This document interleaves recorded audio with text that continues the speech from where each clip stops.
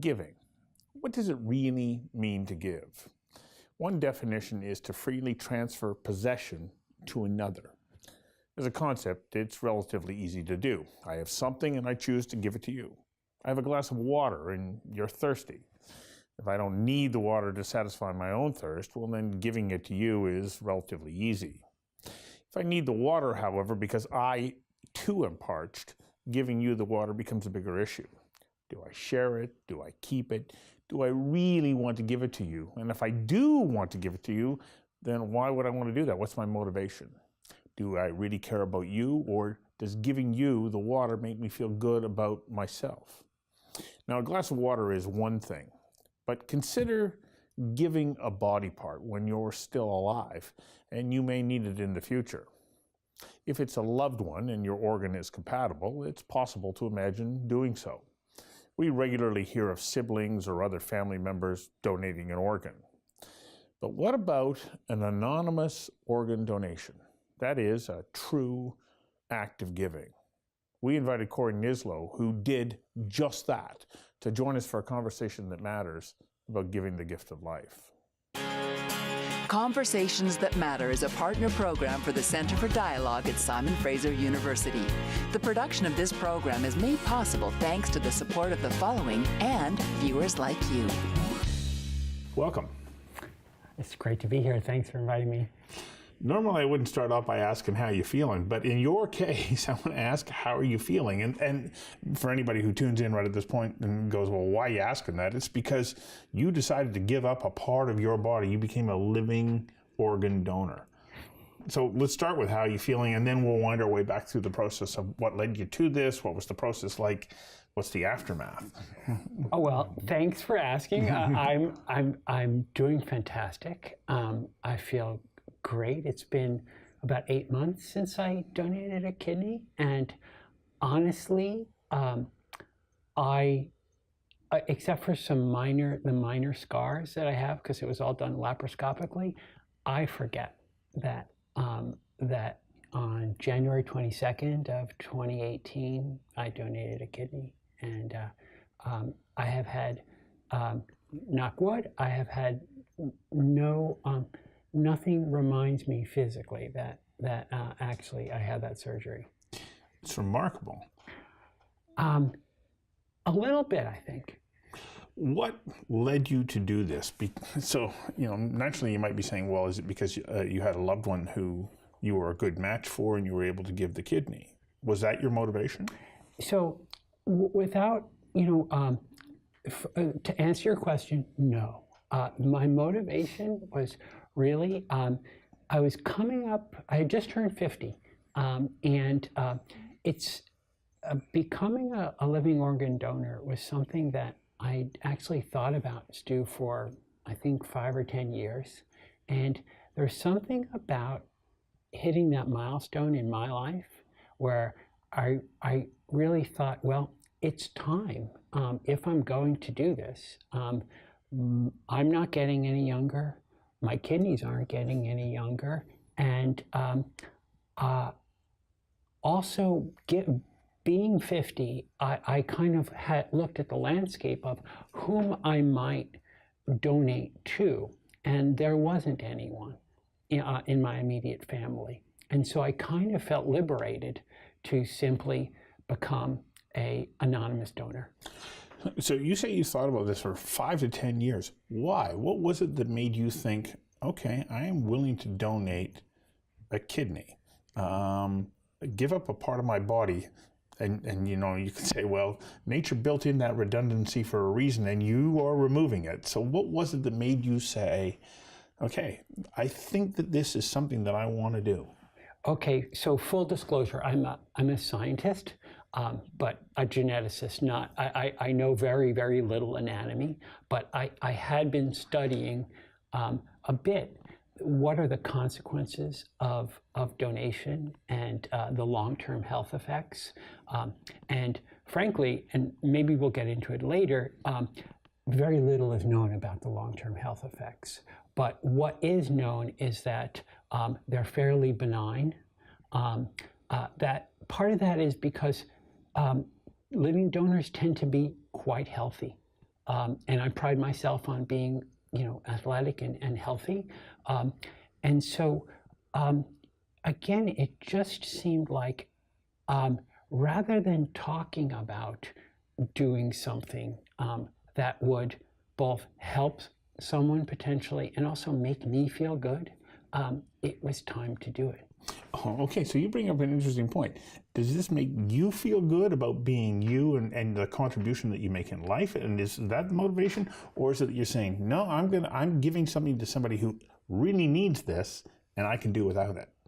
It's not to be equivocal, but it's really 50-50. I absolutely embrace the fact that a big part of my motivation is how it made me feel thinking about it, and then after it, how it makes me feel about myself. And how does it make you feel about yourself? I think I did something good. Like in our work lives, there's always, well, I could have done this. I could have done this better. I could have made this. I could have written this paper better. But here, it's pretty binary. You can't give up a kidney badly, and so I feel good about it. And I got to meet, it's a long process, over a year in my case, and I got to meet a lot of great people. So I've got to get you to hang on for a second here while we take a quick commercial break. We'll be right back. Conversations That Matter is a not-for-profit program made possible thanks to the charitable support of the following and from viewers like you. Please visit conversationsthatmatter.tv and help us to continue to produce this program. As you're saying that, I think about, what is the meaning of our lives? And for me, I think a big part of it is that by virtue of the fact that we have existed, we make a difference. You can't always measure that. But when you become a living organ donor, clearly you can say, well, no, I can see directly where I made a difference in somebody else's life.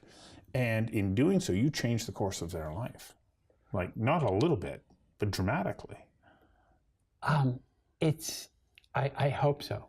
I really hope so. I mean, for me, I guess there's something about being 50 and still having my health and all my wits, or most of my wits, that one does start to think about legacy.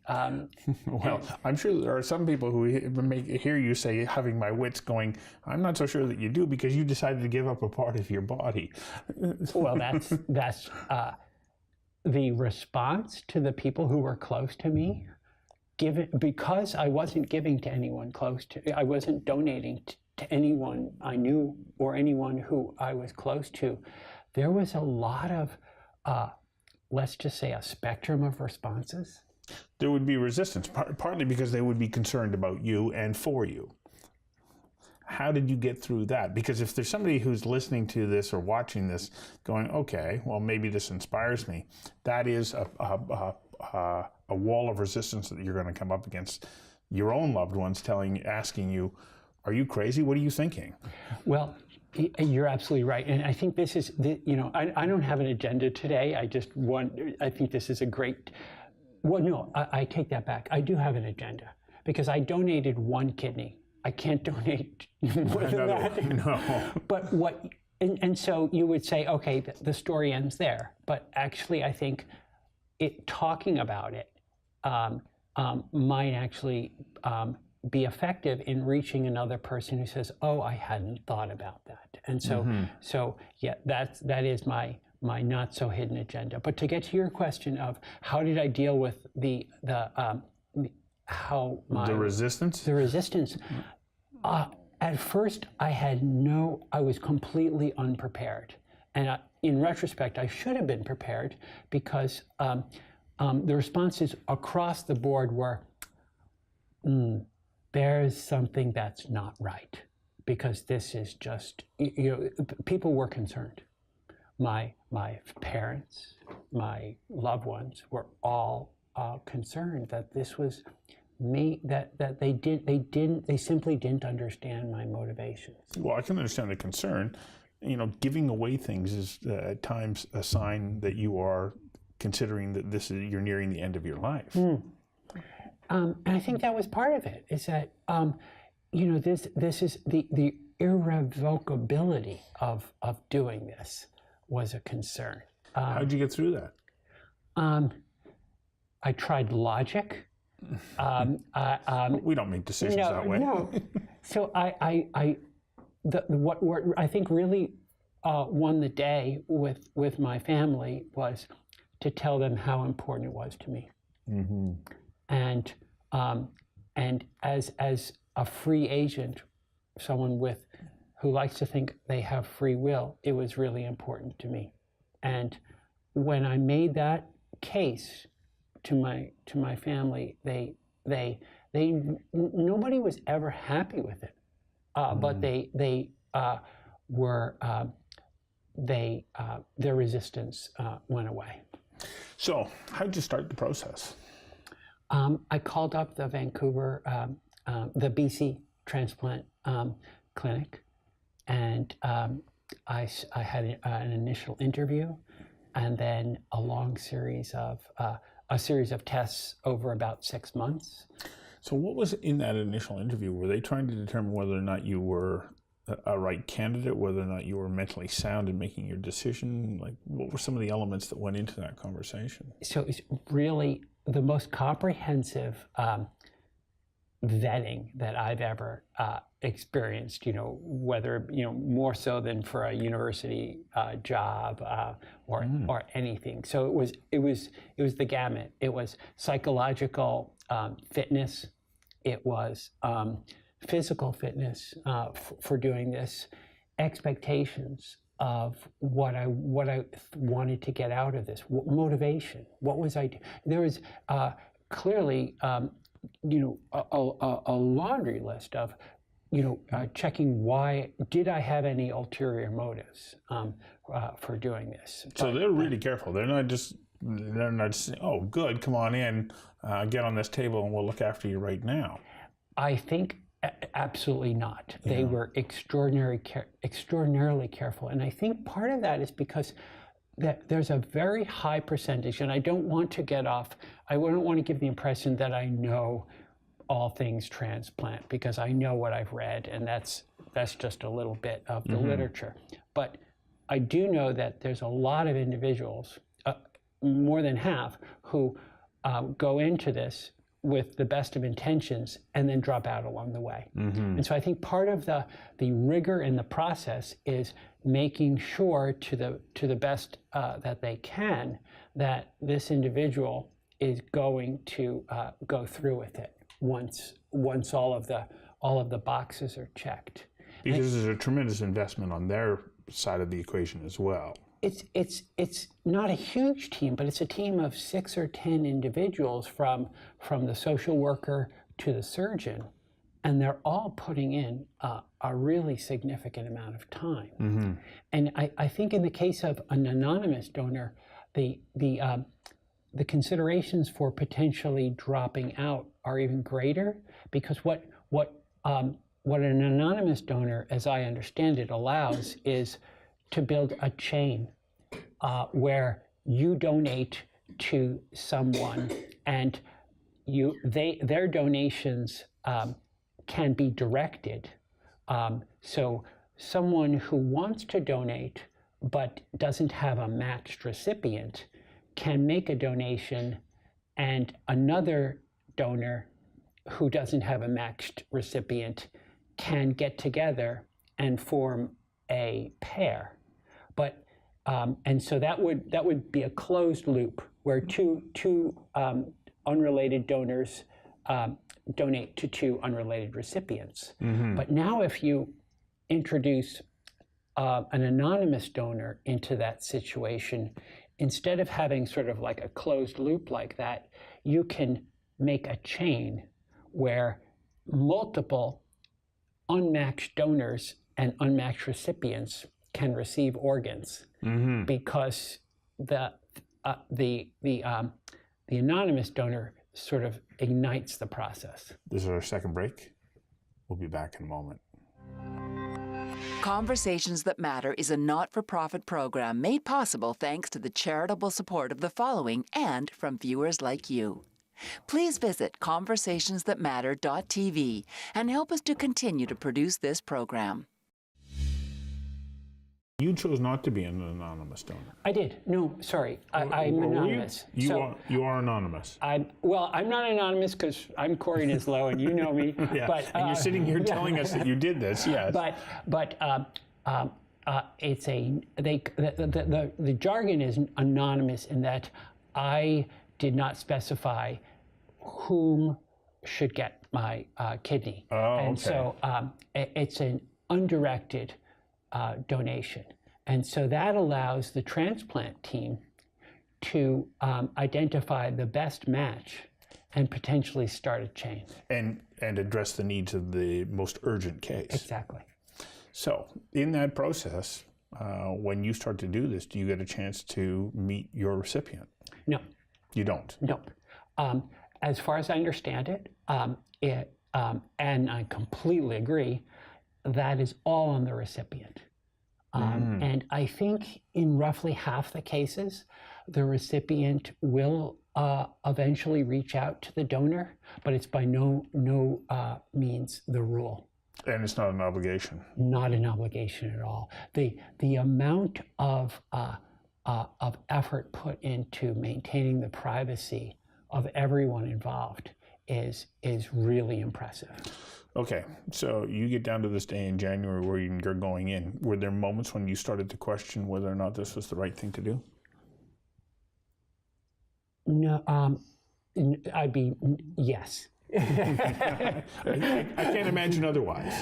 And part of it became, because it became real. And I had my last blood test that day because I'm a little thin, and so I could be, on certain days I'm anemic, and so they wanted to make sure I wasn't anemic that day. And then my selfishness kicked in, and I thought, when am I going to get back to this, that, and all the other things that make me, day to day who I am? And it sounds trivial, but I really was worried about when I was going to be able to run again. And not just run, but run the kind of distances and at the speeds that I was accustomed to. So before we get to that, now walk me through the process. You enter the hospital. Yeah. What happens then? So you get in really early. You go down to the pre-op, where they do a couple of last-minute blood tests, and tell you, I have never been under anesthesia, so I was curious to learn what it involved.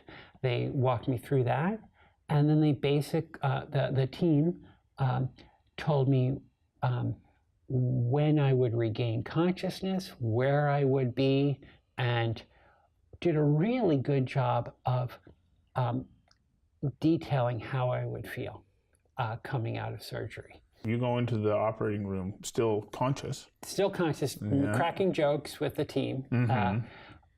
Yep.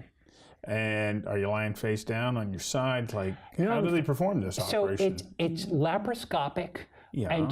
And when I heard laparoscopic, sometimes you don't make all the connections. Right. I think laparoscopic, tiny little incisions, and for the most part, the 3 incisions they make are tiny. They inflate you a bunch with air so they can see inside. Yeah. But the kidney's not small, and there is a kidney-sized incision to pull the organ out, and so that's done low down. Until the very last moments when the mask goes on, we were having conversations, and they were telling me the surgeon will be in at any minute. And 2 hours passed, 2.5 hours passed, and I woke up in recovery. Third and final break. We'll be right back. Conversations That Matter is a not-for-profit program made possible thanks to the charitable support of the following and from viewers like you. Please visit conversationsthatmatter.tv and help us to continue to produce this program. And how were you feeling in that moment when you woke up? groggy Yeah. and sore. And I'm not good at time management, so I had a class to teach that day. Obviously, I couldn't be there. Right. So I recorded it and sent the audio recording to the class coordinator, which was a good distraction. Yes. And then 48 hours later, I was given the green light to be discharged. And off you go home. Yep. What was the reception like when you got home? Well, still a little bit skeptical. Mm-hmm. And, but yeah, still a little bit skeptical as to why I had done this. But, you know, my significant other is Scandinavian, and they're in general quite non-emotional. And so after, you know, it was the reception was muted. I didn't get a lot of sympathy when I was for my aches and pains, which were pretty minimal. But you know, my mobility was impaired for about a week.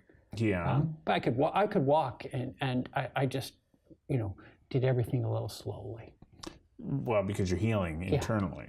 And any particular considerations that you have to take into account during that healing process that, other than being careful not to stretch things beyond the mending point? Yeah, really, the key criterion or the key message you're given is don't lift anything above 10 pounds. Mm-hmm. That's it? That's it. Eat and drink anything you want? Eat and drink anything you want. Part of the most interesting, the most uncomfortable part of the operation, not the incisions, is because you're doing laparoscopic, you need to be inflated quite a bit so the surgeons could see what's going on. Mm-hmm. And having all the air pumped into your abdomen takes time for it to dissipate. Yeah, and so you had gas. Yeah, I had gas. Right. It's not too much different than having your appendix out then. I would imagine not. Yeah. Yeah. But by 2 weeks out, I was walking all over Vancouver again.